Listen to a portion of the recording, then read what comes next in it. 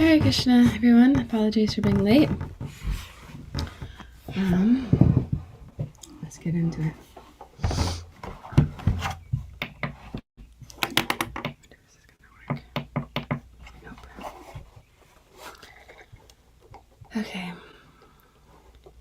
Jai Radha Madhava Jaya Kunja Bihari. Hold on.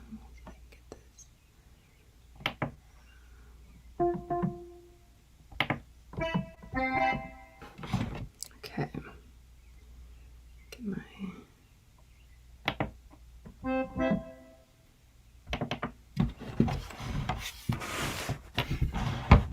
okay.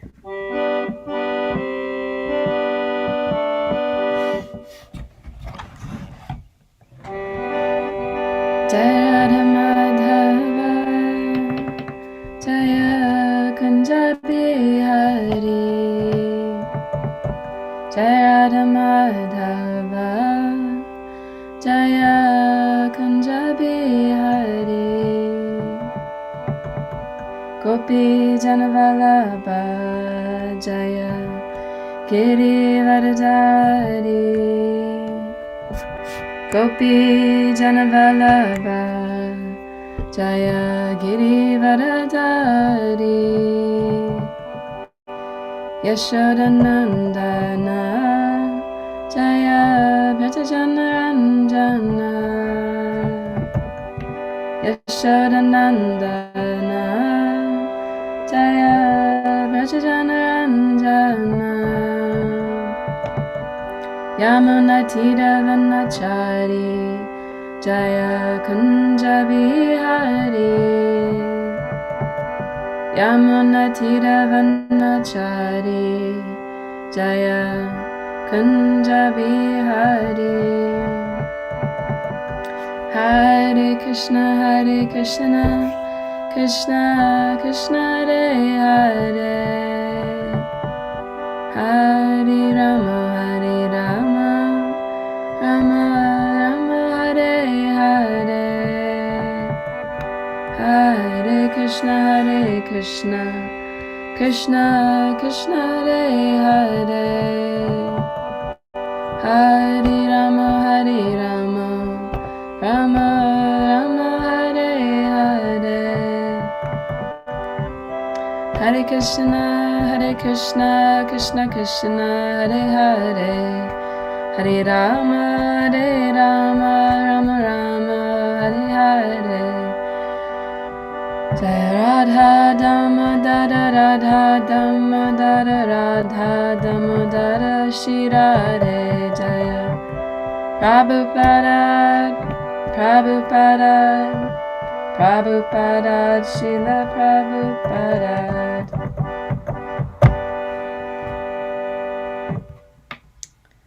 Jayam Vishnupad Paramahamsa Parvajakacharya Starsa to His Divine Grace A.C. Bhaktivedanta Swami Srila Prabhupada Ki Jai. Jayam Vishnupad Paramahamsa Parvajakacharya Starsa to His Divine Grace Bhakti Siddhanta Saraswati Goswami Maharaj Prabhupada Ki Jai. Anantakoti Vaishnavrinda Ki Jai. Srila Prabhupada Ki Jai. Okay. Hare Krishna, everybody. Today we are continuing our reading on the Gancharaj of Srimad Bhagavatam. Srimad Bhagavatam Ki Jai. Canto 7, The Science of God. Chapter 11, The Perfect Society for Social Classes. And today we're reading from text 21. Om Namo Bhagavate Vasudevaya.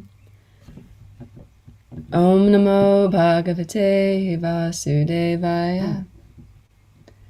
Om Namo Bhagavate Vasudevaya.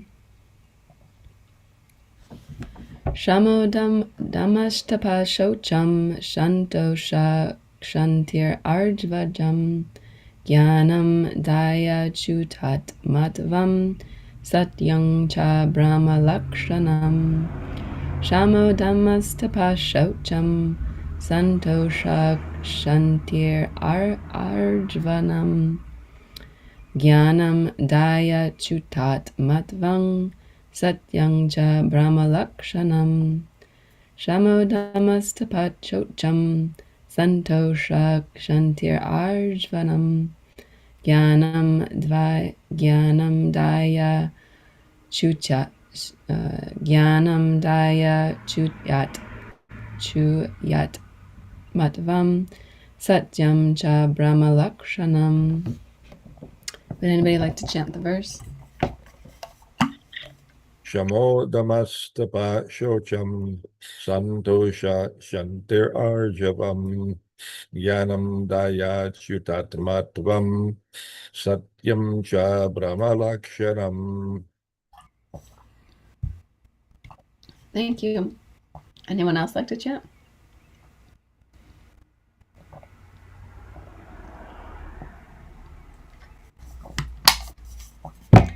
Samaha, control of the mind. Dhammaha, control of the senses. Tapa, austerity and penance. Socham, cleanliness. Santosha, satisfaction. Kshanti, forgiveness, being unagitated by anger. Arjvam, simplicity. Jnanam, knowledge. Daya, mercy. Achyuta atmatvam, accepting oneself as an eternal servant of the Lord. Satyam, truthfulness. Cha, also. Brahma lakshanam, the symptom of a brahmana. Translation, purport by Srila Prabhupada ki jai. Translation, the symptom of a brahmana are control. The symptoms of a brahmana are control of the mind, to control the senses, austerity and penance, cleanliness, satisfaction, forgiveness, simplicity, knowledge, mercy, truthfulness, and complete surrender to the Supreme Personality of Godhead. Purport. In the instruction of Varnashram Dharma, the symptoms of a brahmana, Kshatriya, Vaishya, Shudra, Brahmachari, Grihastha, Vanaprastha, and Sannyasi are all described. The ultimate aim is Achyutat Matvam, to think always of the Supreme Personality of Godhead, Krishna or Vishnu. To make advancement in Krishna consciousness, one has to become a brahmana with the above mentioned symptoms. Jai. Om Jnana-timirandasya Jnananjana Shalakaya Chakshuramitam Yena Tasmai Shri Guruve Namaha Shri Chaitanya Manobishtam Stapitam Yena Bhutale Swayam Rupa Kadadmayam Dadanti Swavpadantikam Vandeham Shri Guru Shri Yuta Padakamalam Shri Guru Vaishnavamscha Shri Rupam Sargajatam Sagana Raghunatam Vitam Tam Sajivam Sadvaitam Savadutam Parijana Sahitam Krishna Chaitanya Devam Shri Radha Krishna Padam Sagana Lalita Shri Vishvakam Vitamscha Hey Krishna Karuna Sindhu Dinabandhu Jagapate Gopisha Gopika Kanta Radha Kanta Namostute Tata Kanchana Gaurangi Radhe Vrindavanishvari Vrishabhanu Nasuta Devi Pranamami Hari Priye Vanchakalpatrubhyascha Kripa Sindhu Bhyebata Patitanam Pavanebhyo Vaishnavebhyo Namo Namaha Jai Shri Krishna Chaitanya Prabhu Nityananda Shri Advaita Gadadhar Srivasadi Gaura Bhakta Vrinda Hare Krishna Krishna Krishna Hare Hare Hare Rama Hare Rama Rama Rama Hare Hare. Translation. Again. The symptoms of a brahmana are control of the mind, control of the senses, austerity and penance, cleanliness, satisfaction, forgiveness, simplicity, knowledge, mercy, truthfulness, and complete surrender to the Supreme Personality of Godhead. Hare Krishna, everybody. So, continuing this nice chapter, The Perfect Society for Social Classes. I didn't tune into yesterday's Bhagavatam class, but I heard it was all about chanting the glories of chanting the holy name and how that in fact is the best cure for our day and age, and the best thing we can do without worrying about all the external things. The best thing is actually chanting Hare Krishna, which is absolutely true. And today we're hearing about the qualities of a Brahmana, and how if anybody wants to make advancement in Krishna consciousness, one has to become a Brahmana with the above mentioned symptoms, which is very nice.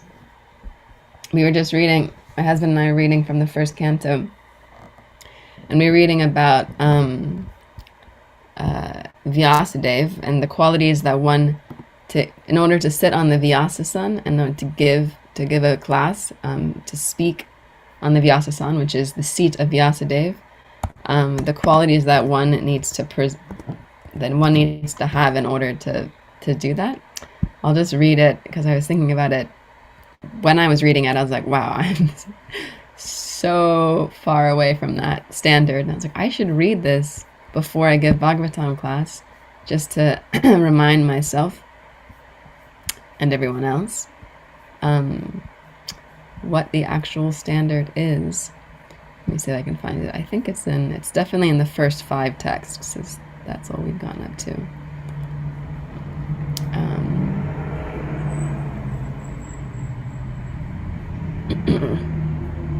Anyways, I'll find it definitely at some point in time in the class.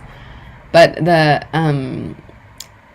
the prelude of it is that, yes, basically, in order to even speak about Krishna, to sit on a Vyasasan of any kind and to expel the glories of the Lord, one needs to have a pretty high level of qualification in order to do that. Here we go. So this is in text 5 of the first canto, chapter 1. Srila Prabhupada says in the purport, the great sages offered the speaker of Bhagavatam an elevated seat of respect called the Vyasasan, or the seat of Srila Vyasadeva. Srila Vyasadeva is the original spiritual preceptor of all men, and all other preceptors are considered to be his representative. A representative is one who can exactly present the viewpoint of Srila Vyasadeva. Srila Vyasadeva impregnated the message of Bhagavatam onto Srila Shukadeva Goswami, and Srila Suta Goswami heard it from him, Shukadeva Goswami. All bona fide representatives of Srila Vyasadeva in the chain of disciple succession are to be understood as Goswamis. Let's see. Where was it? Yes, so, these Goswamis restrain all their senses and they stick to the path made by the previous acharyas. The Goswamis do not deliver lectures on Bhagavatam capariously, rather they execute their services most carefully, following their preceders who deliver the spiritual message unbroken to them. Anyways, it's not me. I'm not on a Vyasasan, I'm just on a chair in my room. But it's just nice hearing about this very highly elevated personality. And yes, here we are in the purport. So it is the institution of Varnashram Dharma. In the institution of Varnashram Dharma, there's the different categories we hear about: Brahmana, Kshatriya, Vaishya, and Shudra, the 4 social classes, and then Brahmachari, Grihastha, Vanaprastha, and Sannyasi, the 4 also social classes. But the ultimate game of all of them is here Prabhupada saying, Achutat Matvam, to always think of the Supreme Personality of God, Krishna or Vishnu, and to make advancement in Krishna consciousness, one has become a Brahmana with the above mentioned symptoms. So naturally, reading those symptoms, I also thought of Nectar of Instruction, verse 1, Vacho vegam manasakroda vegam, jiva vegam udarapasta vegam, ita vegam yo vishaheshtadira sarvam apimam, Prativam Sashishyat, who we hear about the qualities of one who's qualified to be a spiritual master or a guru.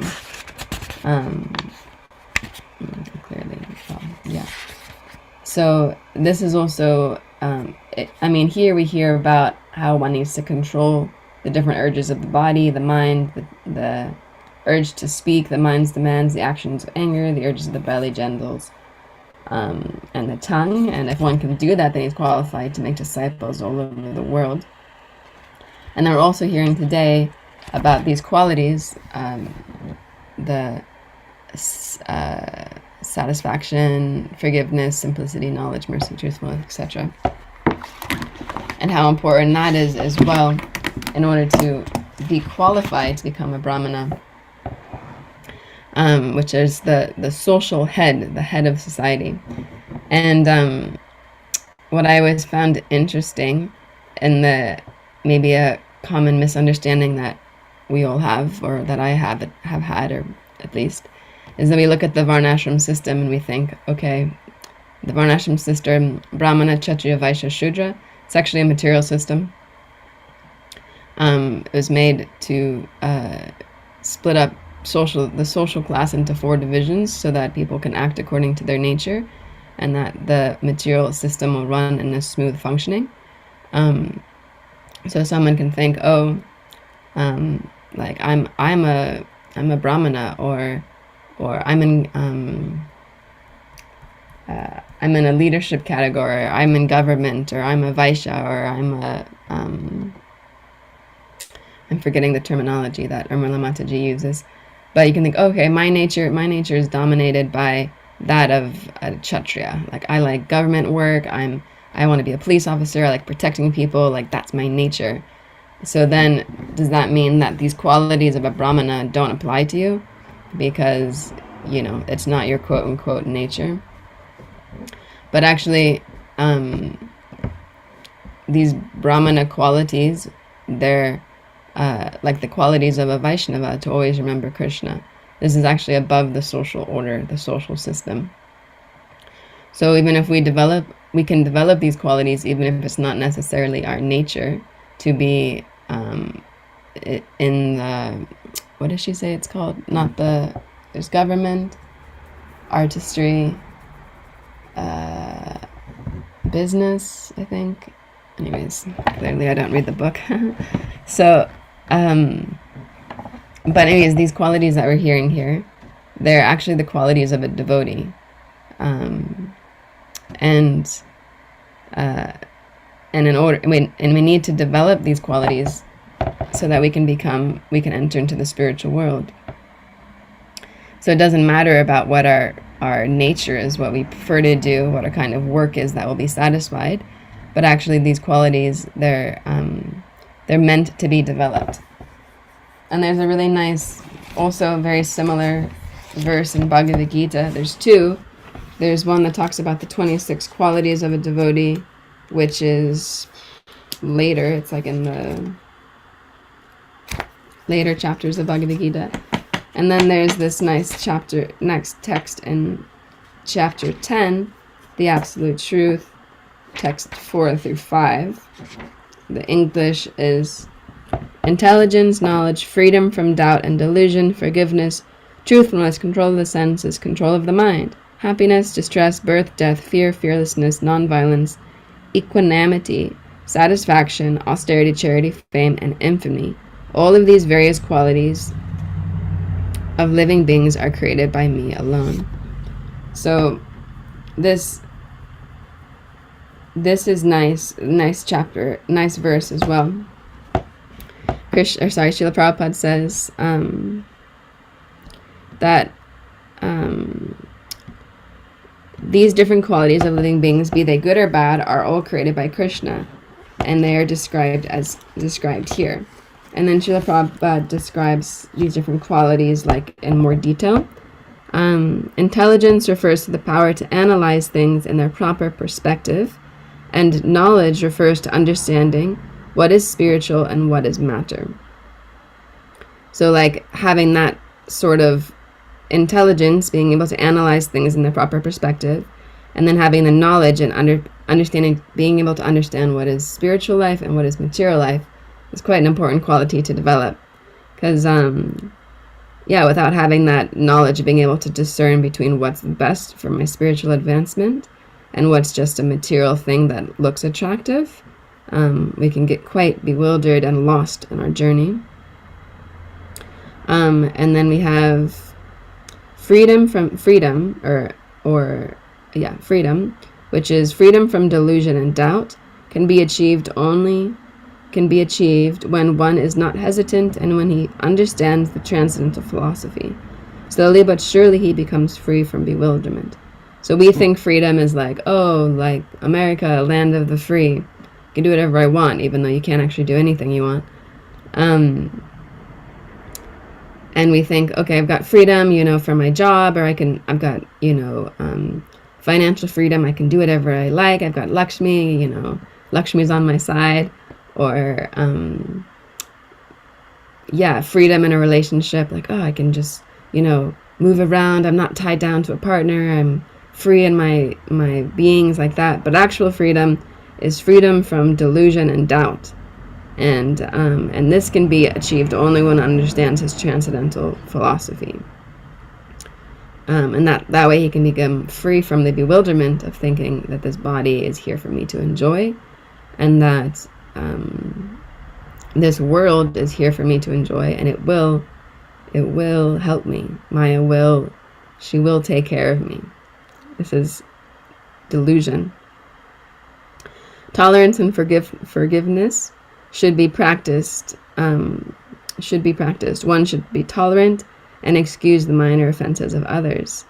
So yes, we hear that's no better place to learn tolerance and forgiveness than living in an ashram or living with other devotees. It's a constant practice. Satyam, truthfulness, means that facts should be presented as they are for the benefit of others. So like we hear from the spiritual master, he sits us down and he lays it down straight. This is what it is. This is how it is. This is what you should do. So this is the facts. They're being presented clearly for the benefit of our spiritual life. So if we regret, oh, it was so heavy, it was too much, I couldn't handle that, this is foolishness.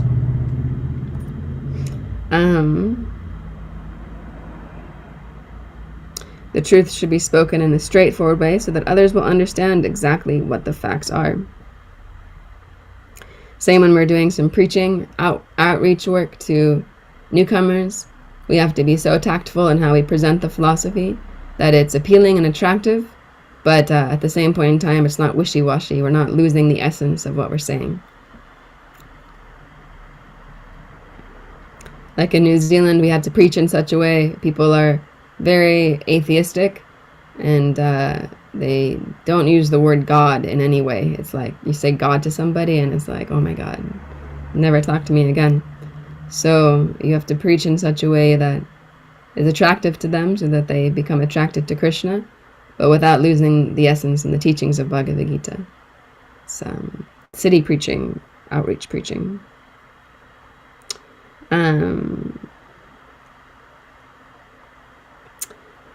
let's see, Srila Prabhupada says, control of the senses means that the senses should not be used for unnecessary personal enjoyment.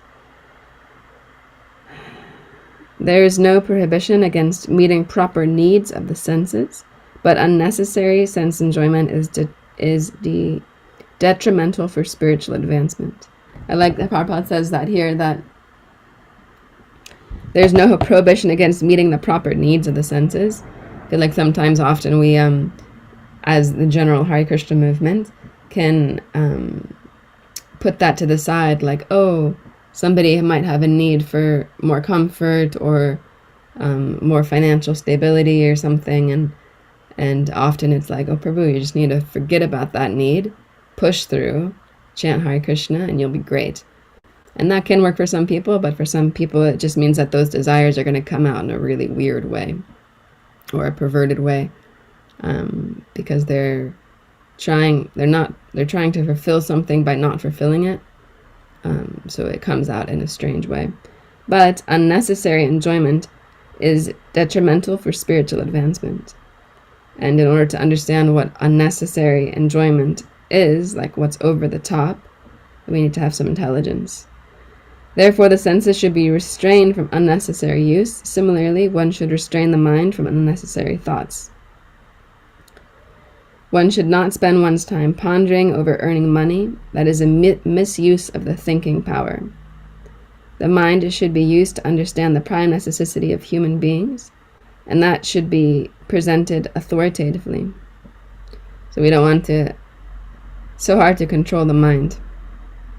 I was just thinking the other day, my attention span lasts for the total of 1.5 rounds. Not that I can focus on chanting for that long, but sometimes when I'm chanting, I don't pull down one of my beads. I finish the round and I leave it, and then I wait till I finish another round before I pull it down, before I pull both of the beads down. And oftentimes I forget halfway through the other round that I even chanted the round before. And I was marveling at that the other day. I was like, wow, my memory is so terrible. I can't even remember if I pulled down the bead from my previous round. And then I end up chanting extra rounds unknowingly because I forgot that I pulled down the bead. Didn't pull down the bead. I was like, wow. Imagine if I actually used my mind properly, or if I didn't abuse my mind when I was younger by taking so many different intoxications and killing all my brain cells, then imagine if I'd actually be able to think properly about Krishna. This would be quite impressive. So anything favorable for the development of Krishna consciousness should be accepted, and anything unfavorable should be rejected. This is a point we hear often in the scriptures, that we should always remember Krishna and never forget Krishna. We should always accept things that are favorable towards Krishna's service and reject things that are not favorable towards Krishna's service. Because if we accept things that are not favorable towards Krishna's service, then it hinders our progress on the path of devotional service. Bhava, birth, should be understood to refer to the body. As far as the soul is concerned, there's neither birth nor death. We have discussed this in the beginning of Bhagavad Gita. Birth and death apply to one's embodiment in the material world. This is nice. Fear is due to worrying about the future. A person in Krishna consciousness has no fear because by his activities he is sure to go back to the spiritual sky, back home, back to God. I was thinking about this point recently because often I worry about things. I'm a worrier. And I see it in other people too, and they worry about things. And it's actually nonsensical, the worries. It's just like silly things to worry about. Like we have mice in our ceilings, and in the middle of the day when I was upstairs yesterday and I was dressing our deities, and they were like running across the ceiling, and I was worrying, oh man, what if they just fall through the ceiling? Oh, that would be so gross. What would I even do? And I was worrying about it, and I was like, this is such a silly worry. I should just focus on dressing the deities, because they probably most likely won't, and then it's just a waste of the energy of the mind. Or we worry about the future. Oh, what if I move here? Oh, I don't know if I'll like it. I don't know if it'll work. What if I'm not able to get a good job? What if I'm not able to financially support myself? What if this happens? What if that happens? And we spend so much time worrying about it, and then 95% of the time, what we're worrying about actually doesn't happen. We just wasted so much mental space, time worrying, thinking about things that aren't going to happen. But what will happen is, if we don't take our Krishna consciousness seriously, then we will be in trouble later on in our life. So if we want to get free from anxiety, the best course is to understand Krishna and be situated always in Krishna consciousness. That's the safest place to be in the material world. So Prabhupada describes further, fear is caused by our absorption in the illusionary energy, but those who are free from the illusionary energy, who are confident that they are not the material body, that they are spiritual parts of the Supreme Personality of Godhead, and who are therefore engaged in the transcendental service of the Supreme Godhead, have nothing to fear. Their future is very bright. This is very nice. Their future is very bright. Those who are confident that they are not the material body, that they are spiritual parts of the Supreme Personality of Godhead, who are therefore engaged in transcendental service to the Supreme Lord, they have nothing to fear. And we can see how if you're working in the material world, you're conscious that your material body is there, but you're not completely detached from it. You only get to do a little service here and there. and you're not conscious that you're a supreme a part of the personality of Godhead, then you can see how you could get trapped in this conception of fear of worrying about the future. The solution, though, is very simple. We just need to focus our lives on Krishna consciousness, chanting attentively, hearing the holy names of the Lord, doing everything we can do to make sure that our lives are surcharged and packed with nectar of the holy name. And service to the devotees. I was thinking about this last night, that, okay, the perfection of my life is, doesn't matter what kind of community you're in, but that you're just chanting the holy name with so much rapt attention, and that you're doing service, serving the Lord, serving the devotees. And then I was thinking, no, it does matter.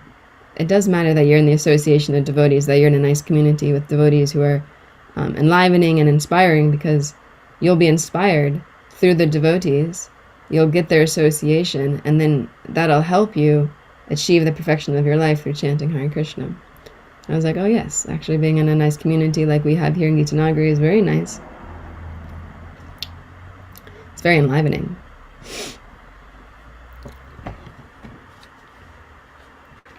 So Srila Prabhupada continues here. This purport's surcharged with nectar.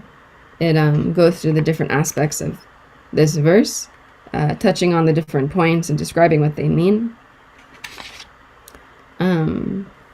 I'll just read a few more because they're so nice to hear about. Tushti, satisfaction, means that one should not be eager to gather more and more material goods by unnecessary activity. One should be satisfied with whatever is obtained by the grace of the Supreme Lord. That is called satisfaction. This is very nice. Krishna actually provides everything that we need. It's quite amazing how he works. Like I was thinking about this also the other day. I was thinking, wow, somehow when my husband and I moved off the temple property, we had very little job experience and we had very little savings. But somehow Krishna arranged these nice situations for us, just so quickly within like 3 months. And even my mom can recognize, my family members there recognizing, wow, someone's really looking out for you, when I was telling them about our situations. And my mom says she always uses it as an example for her partner. Her partner is this very nice gentleman. He's in his 60s, I think, maybe late 60s. And he's having a complete restart in his career, which when you are in that later part of your life and you already have grown-up children and, so many responsibilities, to have a complete financial setback and have to start over in your career can be kind of a scary thing. And my mom was telling me that she was telling him, she said, oh, Madhupan Dasya, her husband, he didn't have very much work experience. Actually, he hadn't worked a job in 12 years. But somehow he got this really amazing job in this government facility, or this state facility, and now he's got this really nice job. So don't worry, something will work out for you. Just keep trying. And I was thinking, yeah, the only difference is, my husband's practicing Krishna consciousness and your partner's not. But he does like chanting. He's kind of like a Durga worshiper. Maybe Durga Devi will give him some financial security in some way. Anyways, I was just thinking, wow, yes, Krishna really does supply everything you need. No matter where you go, as long as you keep Krishna in the center, and Krishna supplies what you need. As soon as we start to lose the point of remembering Krishna and trying to become devotees and devote our life to Krishna consciousness, then not only we lose the plot, but we also lose the vision to see how Krishna is actually helping us. We become entangled in material activities, and we can slip in our devotional life.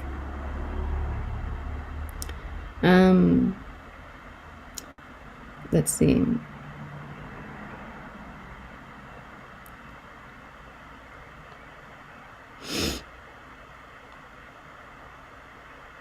So, as far as charity is concerned, one should give 50% of his earnings to some good cause. And what is a good cause? It is conducted in the terms of Krishna consciousness. That is not the only good cause, but the best cause. Because Krishna is good, his cause is also good. Thus, charity should be given to a person who is engaged in Krishna consciousness. According to the Vedic literature, it is enjoined that charity should be given to the Brahmanas. The practice is still followed, although not very nicely in terms of the Vedic injunction. But still, the injunction is that charity should be given to the Brahmanas. Why? Because they are engaged in higher cultivation of spiritual knowledge. A Brahmana is supposed to devote his whole life to understanding Brahman. Brahma Janti Brahmanaha. One who knows Brahman is called a Brahmana. Thus, charity is offered to the Brahmanas because they are always engaged in higher spiritual service and have no time to earn their livelihood. In the Vedic literature, charity is also to be awarded to one in the renounced order of life, the sannyasi. The sannyasi begs from door to door, not for money, but for the missionary purposes. The system is that they go from door to door to awaken the householders from the slumber of their ignorance. But because the householders are engaged in family affairs and have forgotten the actual purpose of life, awakening their Krishna consciousness is the business of the sannyasi, to go as beggars to the householders and encourage them to be Krishna conscious. As it is said in the Vedas, one should awake and achieve what is due to him in his human form of life. This knowledge and method is distributed by the sannyasis. Hence, charity is to be given to the renounced order of life, to the brahmanas and similar good causes, not any whimsical cause. This is very nice. That we should try and support each other as much as possible. And charity, of course, can be given in lots of different ways. We can think, okay, 50% of my income I should give to the nearest brahmachari. I should give it to him. Or I should give it to my spiritual master. Or we should give it to a cause that's supporting Krishna consciousness. Or we can think, okay, charity, what else can I give? I can give my time. I give 50% of my time to help in some way to a cause, to a spiritual cause. Or maybe we can't give our time or our money that much. Then we can think, okay, what kind of sacrifices can I make? And a sacrifice is determined by the performer of the sacrifice, and the greatness of the sacrifice is determined on how much the person is sacrificing according to what is dear to them. So, for example, for somebody, to sacrifice money might be very important because they're very attached to their finances. For others, it could be, oh, I'm so busy, I don't have any time, but I'm going to make the sacrifice and make the time to do this, even though it'll be maybe meaning that I have a late night, or maybe it'll mean I won't be able to do everything I want to get done in the day, but I'm sacrificing my time so that I can assist the Krishna consciousness movement, assisting these devotees who are spreading the Krishna consciousness movement. I can help them in this way. So there's lots of different ways we can give charity. It doesn't always necessarily mean that we, divide our bank account in half and give 50%. Of course, if we're able to, we have the financial stability to do that, then go for it. It's nice. Then you can help the devotees in that way. I remember when I was in the ashram, anytime I'd get any money for my birthday, I'd always just take 50% of it and give it to my spiritual master. Sometimes I would take all of it and give it to him. Sometimes it's more peaceful not having anything in your bank account than having anything at all. And I remember when I was in the ashram, this nice devotee couple, they would always bring us these nice icebreaker merino tops for winter. They'd come with this huge bag and be like, okay, just we're getting rid of all these nice clothes, just what would you like, what can I buy you? They take us shopping, get us nice clothes, because we didn't have the money to do that sort of stuff. So, and it's very nice because you feel very taken care of, oh wow, these people they're taking care of me because I'm trying to practice, I'm devoted my life to practicing this in this austere environment, and people will help devotees will help. So, in essence, of whatever we find, good or bad, the origin is Krishna. Nothing can manifest itself in the material world which is not in Krishna. That is knowledge. Although we know that things are differently situated, we should realize that everything flows from Krishna. So that's what we're hearing today, and what we're hearing in this purport as well, that to make advancement in Krishna consciousness, one has to become a Brahmana with the above mentioned symptoms.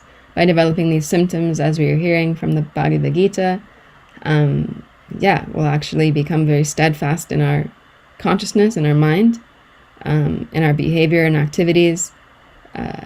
We can rise above the platform of so-called material identifications and just identify as a devotee of Krishna.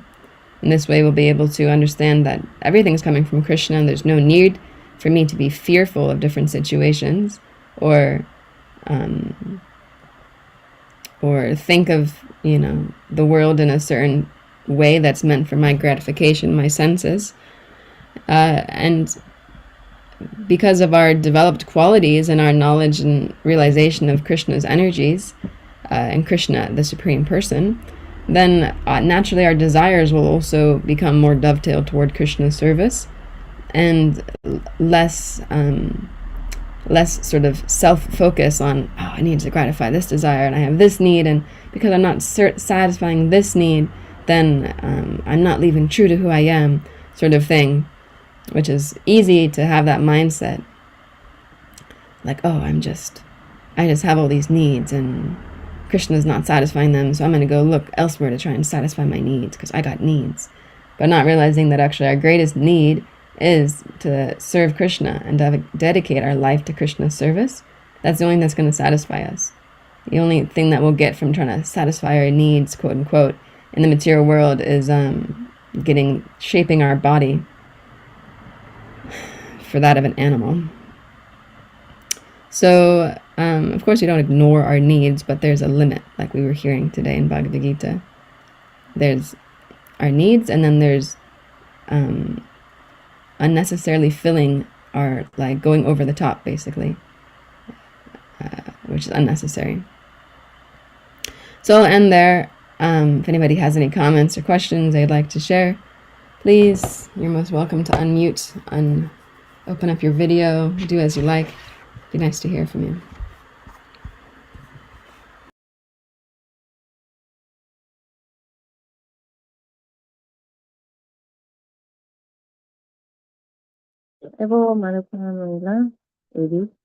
Thanks for your class. I love that verse that you're reading from. And what stuck out to me was that part, I can't remember exactly how Prabhupada says it, but one shouldn't let the mind dwell on topics or objects of sense enjoyment. And I notice I've been doing that a lot lately. And so I'm wondering if you could, also maybe I think the ashram switch also is part of that maybe, like, if you're living in the temple or something, I mean, of course it's possible to still dwell, but also you're like, well, you pretty much know I have no facility to fulfill these desires. But then whenever you get a little money, or you get a little space, or you make your own schedule now, then it seems like the mind then just kind of starts to go in that direction of like, oh yeah, it's no big deal. I can, dwell on these objects of sense enjoyment. So I'm just wondering if you can elaborate more on that point or share any experiences of how to not do that. Hare Krishna, thanks for your question and nice to hear from you. I struggle with that too. I heard our spiritual master say before that it's like fasting, like when you enter the Grihastha ashram, and it's like fasting next to the fridge on a fast day, or like fasting in the kitchen, fasting on like Janmashtami, and then you go and you're cooking in the kitchen and it's just like, oh my god, there's food everywhere. I just want to eat everything. But you can't because you're like supposed to be fasting. So it's like, this is really hard. So yeah, I also struggle with that all the time. Um, and and yeah, I definitely like have the understanding that I'm like, oh yeah, like this will satisfy me, but then it never does. And I was thinking about this recently because I was doing a Timu order, which is like so embarrassing because Timu is like the worst um, website for shopping. It's just like so. Anyways, it's so the whole Timu is just like totally not a, how to say it. You can't justify Timu. It's just like not a good website to shop on. Um, and every time I do a Tumo order and I think, oh yes, all these things are going to be awesome. They're going to come. They're going to be totally awesome and be able to use them. Super practical. And then every time the order comes and I'm like, oh man, this all is not what I expected. Like this is all way too small, or it's broken, or it's just really low quality, and it's always disappointing. And I'm like, oh man, like every time I get like fooled by this website that I think that I'm going to be able to get something that's actually useful. And every time it's not. Every time I get the order and I'm like, oh, this sucks. This is so lame. And anyways, I was thinking about that like there might be one thing that's like, oh yeah, that was actually a nice, I'm glad I bought that because it was a good purchase. And that's like what fuels me to be like the next time, oh yeah, because I did get that one thing out of like the 10 things I ordered that was good. So maybe this time it'll fulfill me.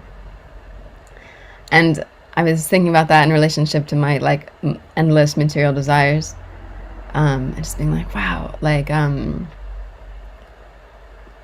it seems so much harder now because yeah, you do have that like freedom. Whereas when you were in the ashram, it's kind of like, yeah, it's just like you're sleeping on the floor, you have nothing, got like $100 in your bank account, and it's you just do your services, you've got someone's providing you food, and just like you're at the very basic standard of life, but there's actually so much peace there because you're just like, oh yeah, like I don't got enough money to do anything. Um and and there's some sort of peace that comes with that. But yeah, how to get that right now also in Grihastha life, I haven't figured out yet. So maybe we can hear from some of our senior Grihastha devotees on the call that can give us some guidance on how to manage fasting next to the fridge or curtail our material desires in a way that's Krishna conscious. We got Yashoda Devi, Yashoda, Leela Kishori, Tarka, iPhone 9.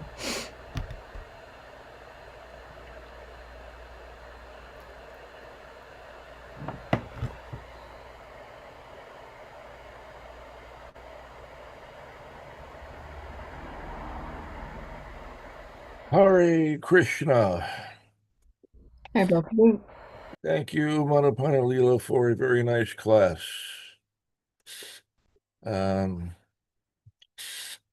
Fasting next to the fridge. Household life is a great challenge. It's not what it appears to be. We start out oftentimes enamored by the prospect of household life. We think that I'm going to be happy in so many different ways. I'll have some freedom, some independence. I'll have some resources. I can make my own decisions. I can be comfortable. I can have a partner, and so on and so on. And the net result actually is that all of these varieties of so-called sense gratification invariably serve only to induce forgetfulness of Krishna, which makes us miserable. Household life typically is fraught with lots of anxiety. One has to struggle to survive. You have to struggle to make sure you can pay your bills and keep all the balls juggled. It's a great challenge. And the more your family expands, the more challenging it becomes. The greater the struggle is, the harder you have to work. And after you've worked really, really hard to try to get all your ducks in a row, then you die. The saying is, life's a bitch and then you die. That's the reward for all your hard effort. There are no happy endings in the material world. The ending is always miserable. Household life is, it can be quite miserable, but it can also be ecstatic if you can keep Krishna always in the center. If you can always remember that you are not independent, you're never independent, even when there is the illusion of independence, we're always dependent upon Krishna. And marriage means not just two people, but three people. There's a husband and a wife, and there's Krishna. And the husband and the wife cooperate with one another to serve Krishna, to keep one another always conscious of Krishna, to remind one another of Krishna. This particular purport, I was delighted to hear Srila Prabhupada's comment here. He's talking about Varnashram, and he's talking about the Varnas and the Ashrams, both, that they are actually meant for remembering Krishna. That's a pretty cool thing. He says, in the institution of Varnashram Dharma, the symptoms of a Brahmana, Kshatriya, Vaishya, Shudra, Brahmachari, Grihastha, Vanaprastha, and Sannyasi are all described. The ultimate aim is achyutat matvam, to think always of the Supreme Personality of Godhead, Krishna or Vishnu. And this should come as no surprise, because remembering Krishna is the essence of everything. It's what we're trying to do. Krishna consciousness is just another set of words for remembering Krishna. What is the essence of all of the instructions, all of the prohibitions, all of everything that we do? Smartavya satatam Vishnu, or vismartavyo najatu chit, sarve vidhi nishedasyor itayor eva kinkaraha.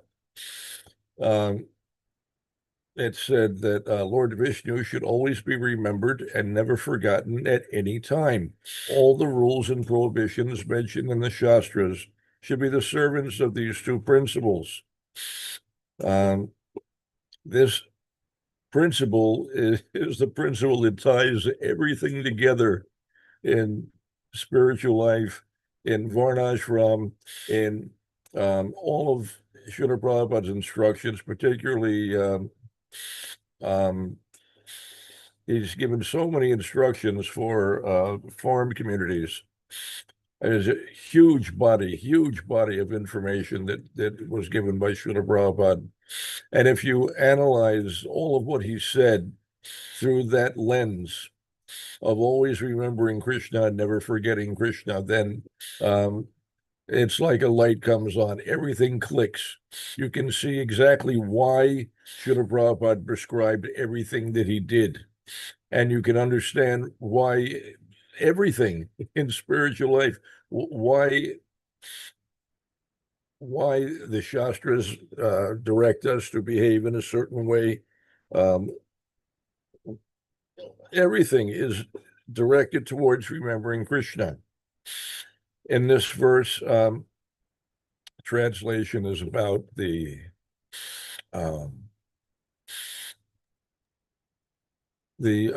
qualities of a Brahmana, the consciousness of a Brahmana.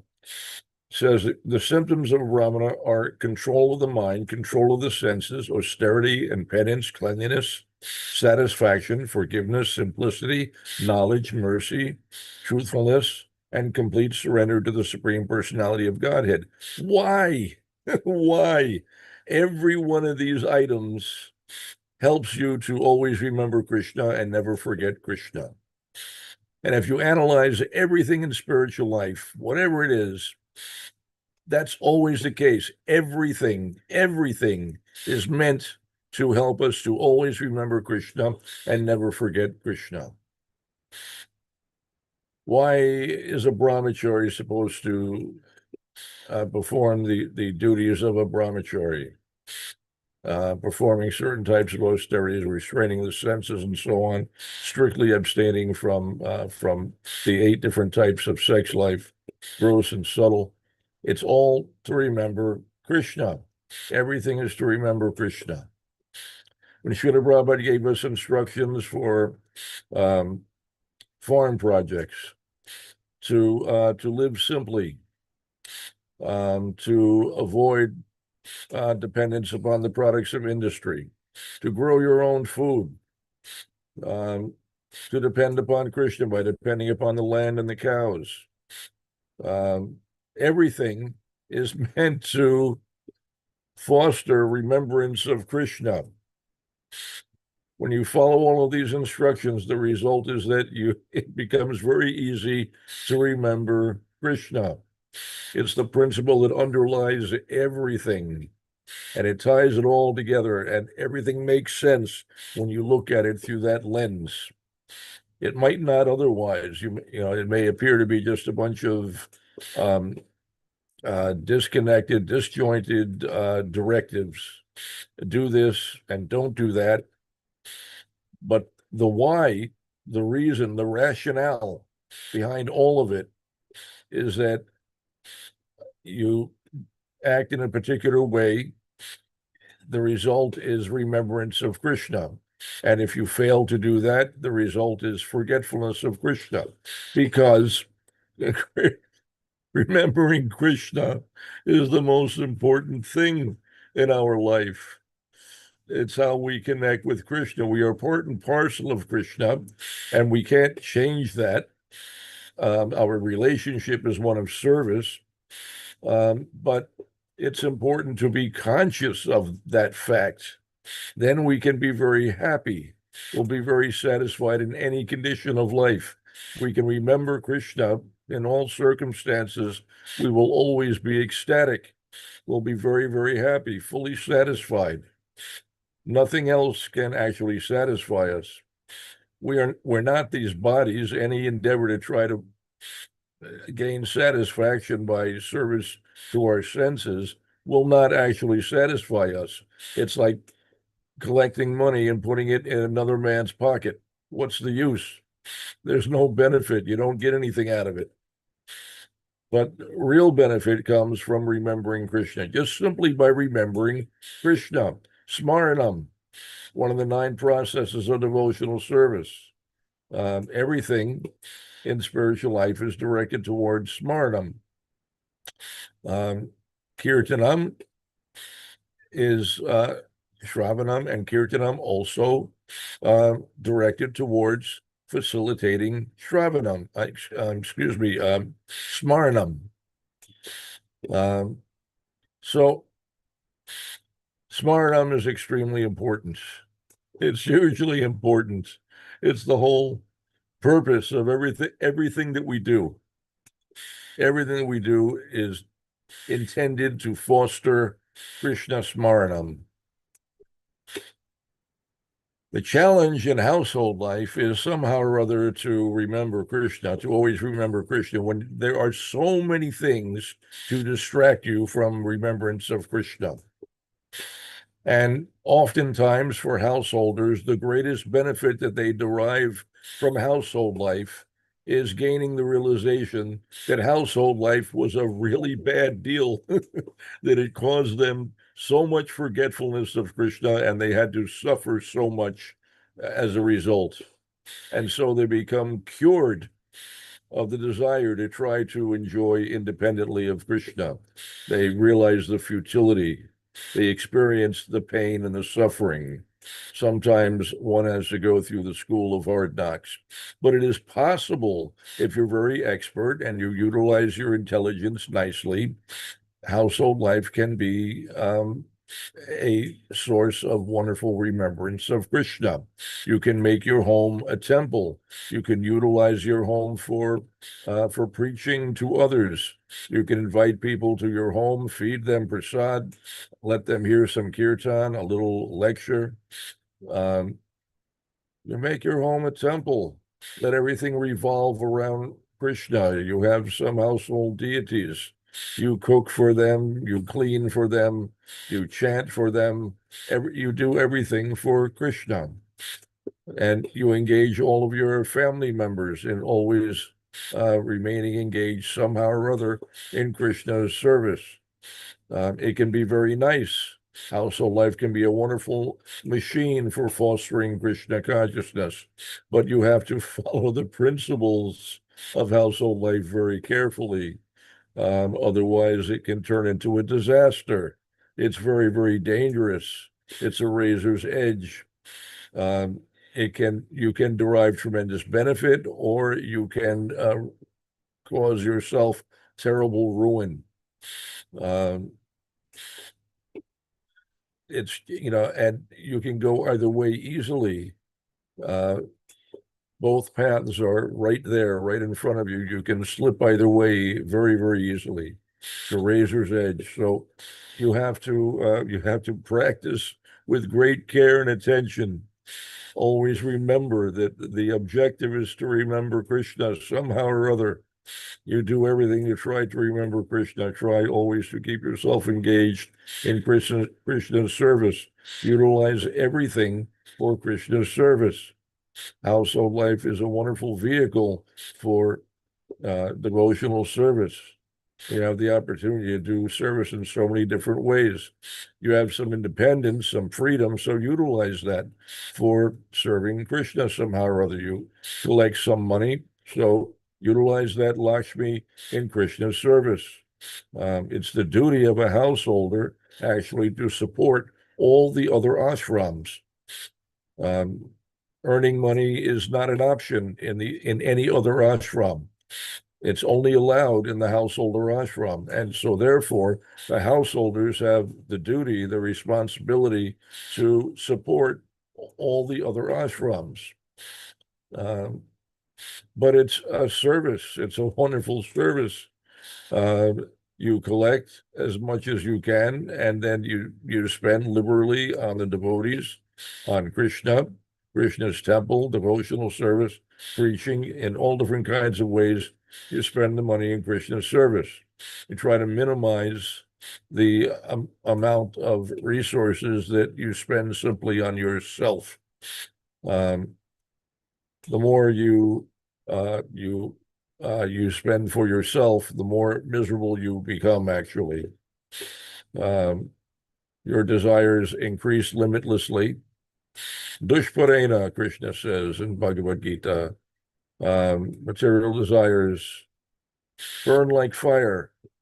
The nature of fire is that no matter how much fuel you add to it, it is never quenched, it's never satiated. The more fuel you add, the bigger the fire becomes. That's the nature of sense gratification. The more you feed into it, the worse it becomes. It's never satiated.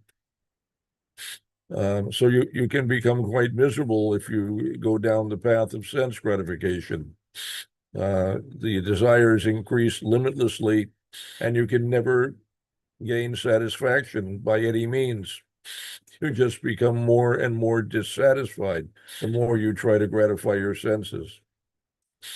But if you engage everything in Krishna's service, you become wonderfully, transcendently satiated.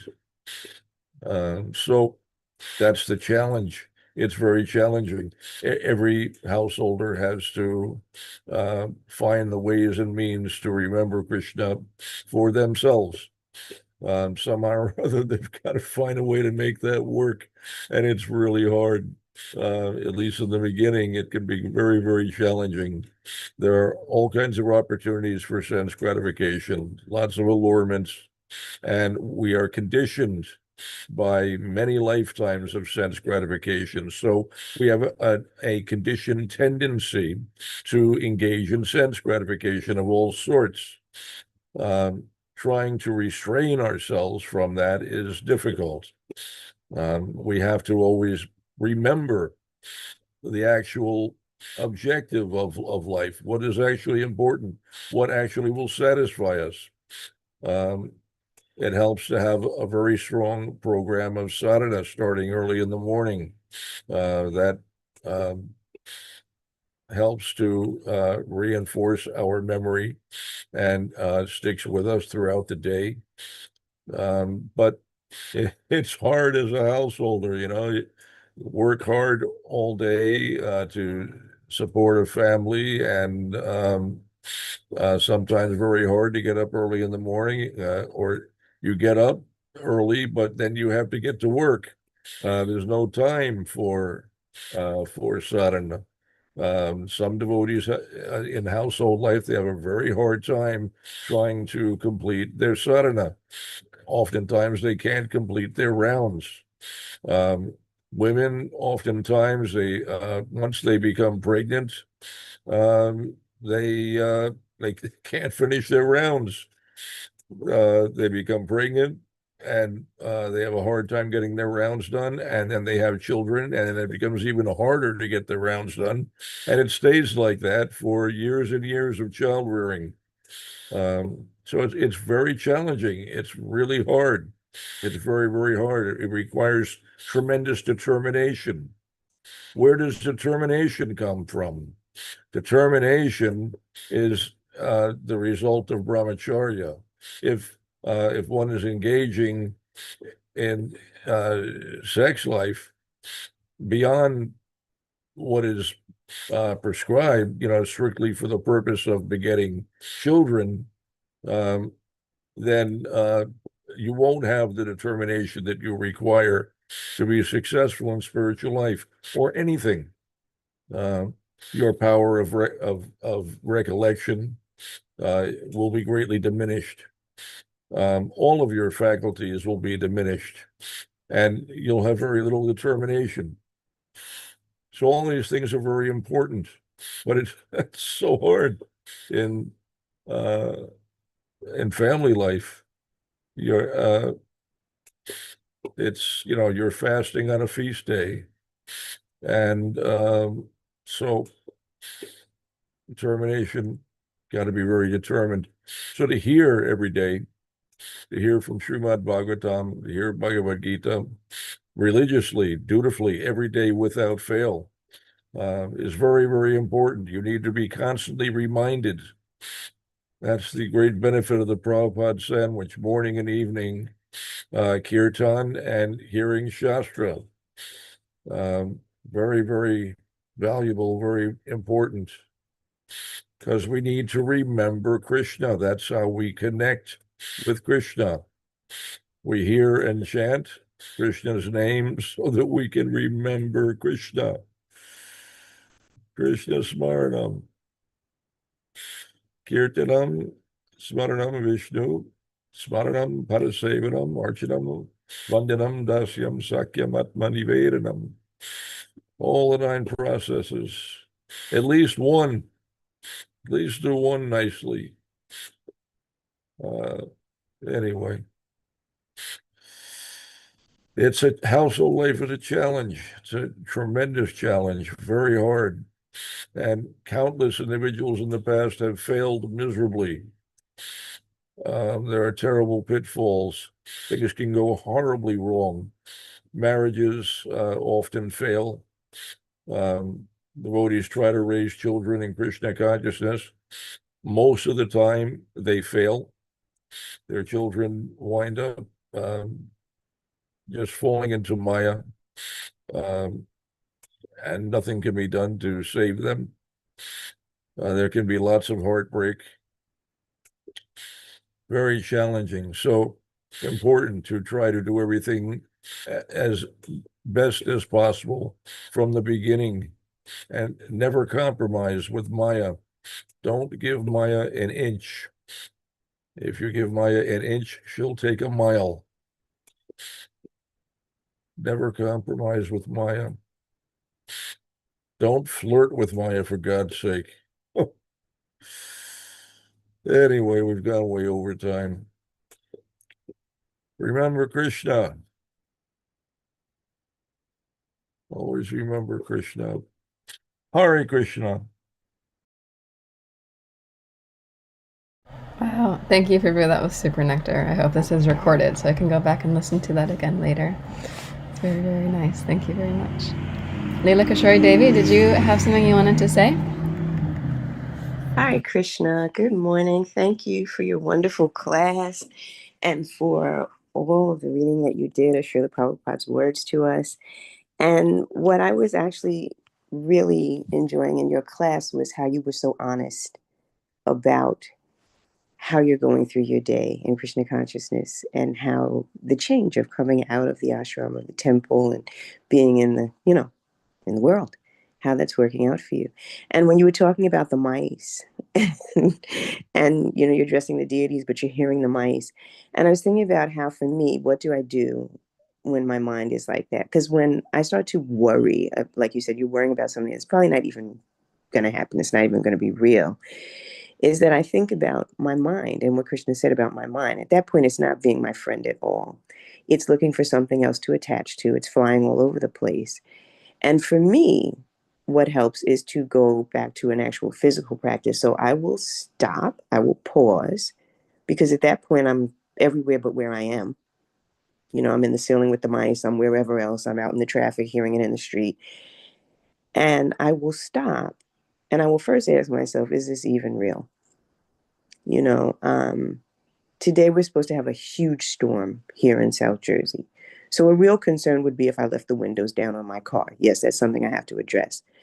Something that's just worry, just my mind running around is thinking, oh, is that big tree on Municipal Drive going to fall because it's sideways and it looks like if there's one more wind, if it is, it is. There's nothing I can do about it. It's not. So then I will take an actual physical practice and I will take 3 deep Ujjayi breaths, or I will do a practice of breathing through one nostril and out the other, for just to bring myself back where I truly am physically. Like you said, physically, you're there dressing your deities, but mentally, you've gone somewhere completely else. So I will do that. And then I will offer that service again to the Lord. I'll say, I'm trying to dress you. Like I'm trying, and could you help me be where I am? I find that it helps me after my rounds to really think about my day.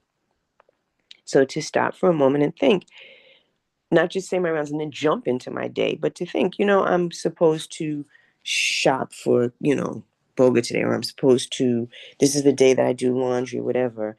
And so I want to do this in a selfless way that in some way is an offering to you, Lord.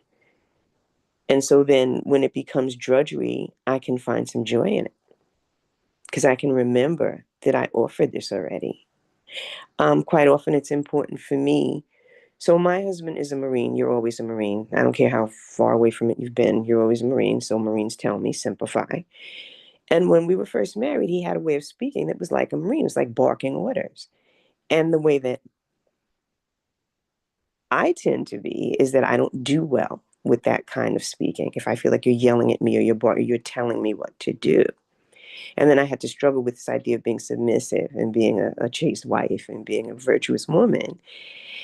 And what I found was that when I went quietly to the Lord and I said, what I'd like to do is really let him know what it sounds like and see how he likes it. And in that quiet time, that discernment you spoke about, what I learned to do was to talk the way I wanted to be spoken to. So I started prefacing everything with please. Would you please pass me the salt? Would you please pick those things up? Would you please? And just that action not only changed me, it also began to change his practices in speaking to me. So it's also, am I offering those behaviors and those thoughts to the Lord? Because a sacrifice isn't just the rituals.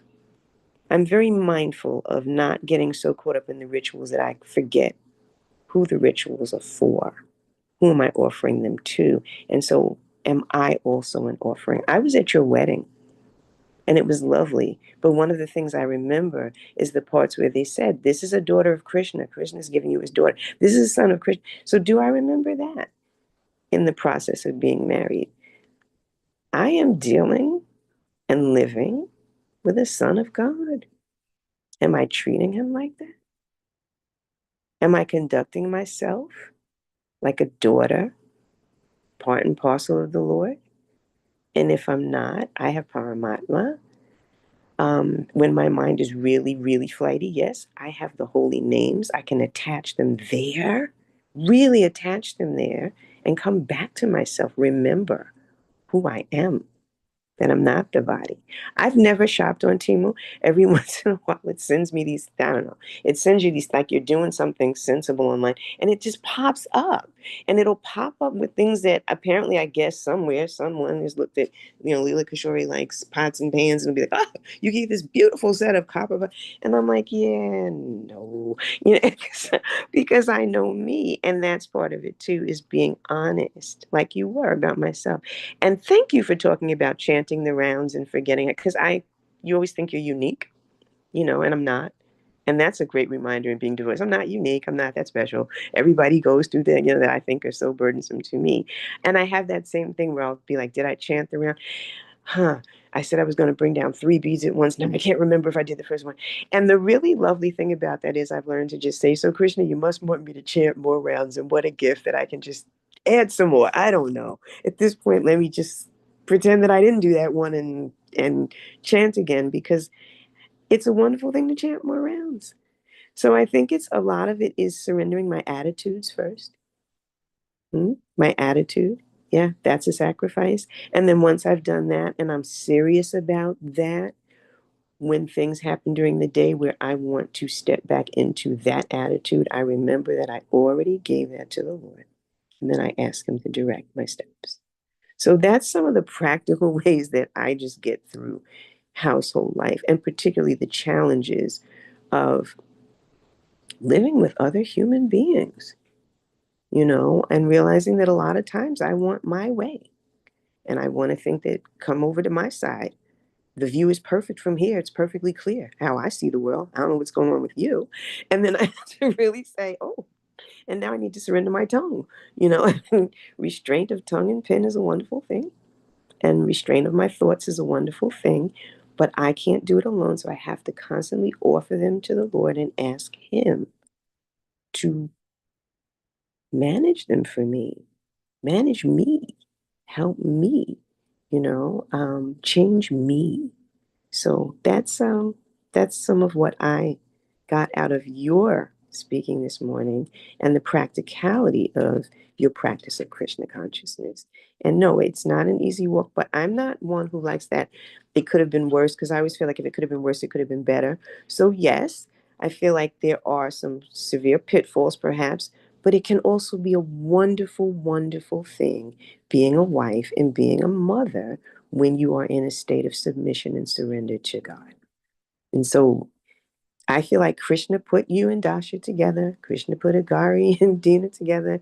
Krishna put Yasudev and Anandini together. Krishna put me and Mr. Fulcher together for a reason. Because maybe my growth has to happen in a way that it wouldn't happen if I was on my own and not having to serve the servant of Krishna on a daily basis. Hare Krishna.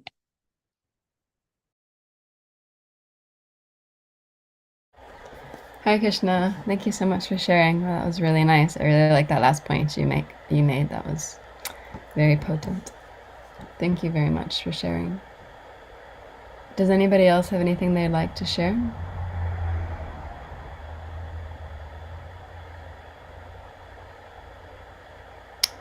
All right, I guess we're over time, so we can finish here. Thank everyone for your contributions and your realizations. It was very nice hearing from all of you. These are very nice topics. It's always nice to discuss these more. It's always nice to get the wisdom from the seniors. It's very inspiring, especially for us younglings in this ashram. Kancharat Srimad Bhagavatam ki jai, Srila Prabhupada ki jai, Nitai Gaur Premanandi, Hari Hari Bol.